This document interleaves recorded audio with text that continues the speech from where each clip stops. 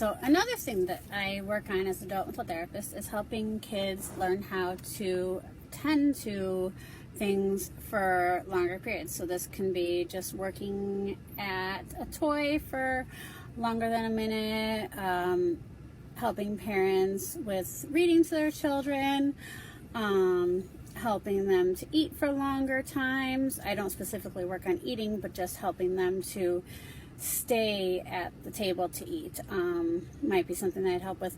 But specifically with regards to reading, this is something that parents will ask me about a lot. How do I get my child to sit still for a book, because I would love for them to read? A lot of times the parents will have longer books in their house just from older kids, but I'm going to just use a book that I happen to have right here. So this is a book that's Not My Puppy, and you can see it has like not a lot of pictures on it, or not a lot of words on it. It has just one picture, maybe two things on it.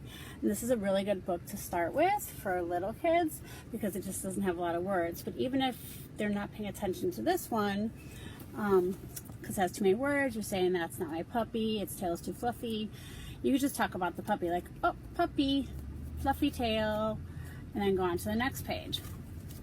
Oh, puppy, scratchy paws, things like that. And then when they do start paying more attention, then you can start to say, oh, that's not my puppy, its collar is too shiny, or not my puppy, shiny collar, things like that.